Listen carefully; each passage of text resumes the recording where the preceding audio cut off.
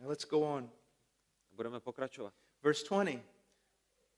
The one on whom the seed was sown on the rocky places, this is the man who hears the word and immediately receives it with joy, yet he has no firm root in himself, but is only temporary, and when affliction or persecution arises because of the word, immediately falls away. Ve verši 20 čteme, zasetý na skalnatá místa, to je ten, kdo slovo slyší a hned je s radostí přijímá. Nemá však v sobě kořen, ale je nestálý, když pak nastane soužení nebo pronásledování pro slovo, i hned odpadá. Now look what's going on here. Podívejte se na to, co se zde děje. He hears the word On slyší slovo and immediately receives it with joy. a okamžitě ho přijímá s radostí. He's not just repeating a prayer and asking Jesus to come into his heart. To není člověk, který jenom opakuje nějakou modlitbu a prosí Ježíše, aby vstoupil do jeho srdce. He receives the word with joy. On přijímá slovo Boží s radostí. I mean, all the evidence points to the fact that this guy is converted. Veškeré důkazy ukazují na to, že tento člověk je znovu zrozen. But then what happens? Ale co se děje potom? We see he's really not. My vidíme, že ve skutečnosti nebyl. Because when affliction and persecution arises because of the word, he immediately falls away. Protože vidíme, že když nastane soužení nebo pronásledování, právě kvůli slovu i hned odpadá. He doesn't continue on.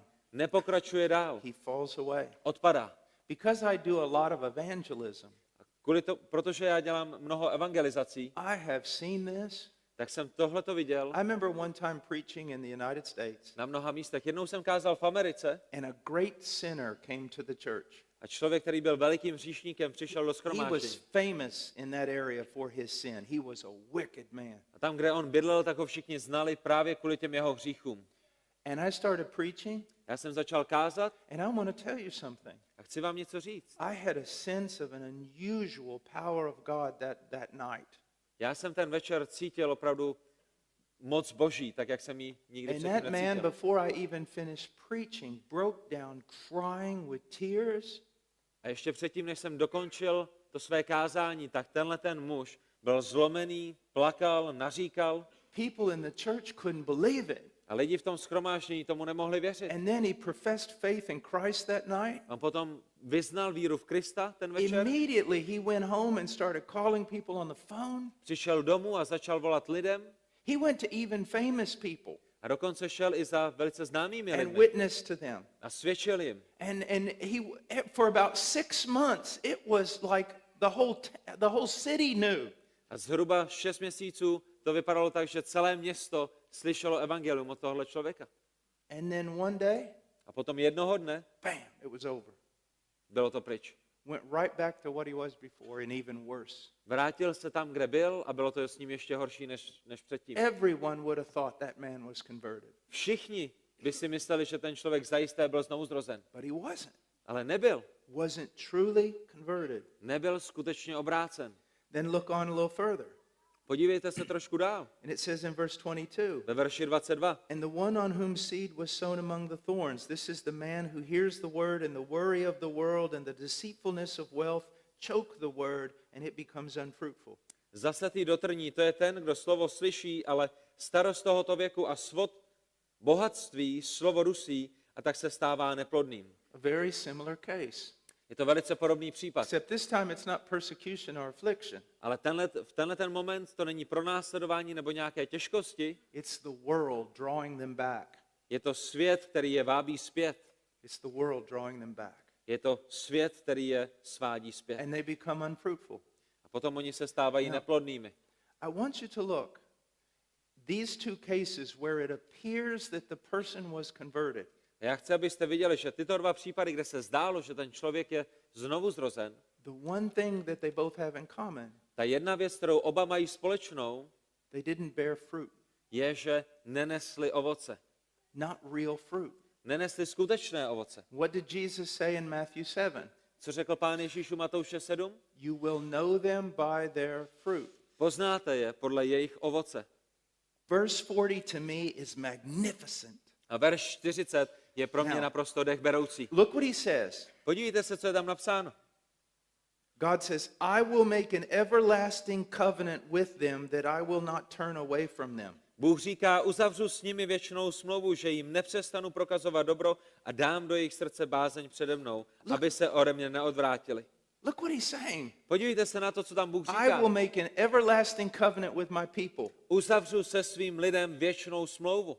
And I will not turn away from them to do them good. A neodvrátím se od nich, nepřestanu jim prokazovat dobro. So let's say we have two sides. A tak si vemte, že máme dvě strany. Here's God on this side. Na této straně je Bůh, Here's us on this side. my jsme na té druhé. Let's look at God's side. A podívejme se na Boží He stranu. says, I will make an everlasting covenant with them, not to turn away from them. Bůh říká, uzavřu s nimi věčnou smlouvu a neodvrátím se od nich. So this side is secure. Takže tato strana je v bezpečí. But what about us? Ale co my? I mean, we're not that, I can't have much confidence thinking about this side. My nemáme mnoho jistoty, když přemýšlíme o té naší straně. But then look what he says. Ale podívejte se na to, co Bůh říká. And I will fix this side. Bůh říká, já opravím, já napravím i tuto druhou stranu. I will put the fear of me in their hearts so that they will not turn away from me. Do jejich srdce vložím bázeň přede mnou samým, proto, aby se ode mne neodvrátili. Do you see what he's done? Vidíte, co Bůh udělal? He's fixed it. Bůh to napravil, Bůh to I mean, he opravil. has made this whole plan is perfect. Jeho plán je dokonalý. He himself has promised never to turn away from us. On nám zaslíbil, že se od nás nikdy neodvrátí. But he knows us. Ale on nás zná. We'll turn away from him. On ví, že my bychom se od něj But odvrátili. he's fixed that problem too. Ale on napravil i tento problém. He says, I put the fear of me in their heart. Vložil do našich srdcí bázeň před ním samotným. He'll change our heart. On změní naše srdce. He'll renew it. On je obnoví. He'll give it life. Způsobí je He'll živými. give it new affections. Dá nám nové touhy. He will put his fear in us Dá do nás jeho bázeň. that we will not turn away. Abychom se od něj neodvrátili. And if you turn away, A pokud se odvrátíš, it's because you never were a part of this. tak je to kvůli tomu, že jsi nikdy nebyl součástí těchto věcí. Do you see that? Vidíte to? If someone turns away Pokud se někdo odvrátí and remains hardened for the rest of their life, a po zbytek svého života je zatvrzelý, they didn't lose their salvation. tak nestratili své spasení. They proved that they never had it. Pouze dokázali, že ho nikdy neměli. Now, one time I was in Romania preaching, like many years ago, Před mnoha lety já jsem kázal v Rumunsku. and the pastor said, Brother Paul, there's a young man here who just seems to be converted, but he has almost no assurance. Přišel za mnou kazatel a říká, bratře, je tady jeden mladý bratr, který vypadá, že je znovuzrozen, ale on nemá žádnou jistotu svého spasení. Would you talk to him? Mohl by si s ním mluvit? So I said, sure. Ano. So I went through many things about salvation. A tak jsme mluvili o mnoha věcech týkajících se spasení. I went through 1 John, the whole book with him. Prošli jsme celou knihu 1. Jana společně. And he says, he was just so weak. He was so confused about things. A on byl velice slabý, on byl velice zmatený v mnoha věcech. So this is what I did. A tak tady je to, co já jsem udělal. I looked at him and I said, you know, this whole Christianity thing, it's just not doing you any good. Já jsem se na něj podíval a říkám, hele, víš co, tohleto křesťanství, to není pro tebe dobrý. You're miserable. Jsi úplně na šrot. I mean, are you really happy? Jsi opravdu He šťastný? said, no. On říká ne. I said, how old are you? Já mu říkám, jak jsi starý? He said, I think he said 23 or something. Myslím si, že řekl 23. You know any good discotheques? A říkám mu, znáš nějaký dobrý diskotéky? You know, bars? Nějaký dobrý bary? He said, yeah, Říká, jo, before I was a believer. předtím, než jsem byl věřící. I said, well, don't come to the service tonight. A já mu říkám, hele, nechoď dneska večer na shromáždění. Why not? Proč ne? I want you to go to the bars. Já chci, aby jsi šel radši do baru. He said, what? On říká, co? I said, I want you to go party. Chci, aby jsi šel pařit. I mean, I want you to get as wild as you possibly can. Chci, aby jsi byl tak divoký, jak divoký jenom můžeš He být. said, what? On říká, co? I said, you know any girls? Já mu říkám, znáš I nějaký mean, holky? not Christian girls, just girls.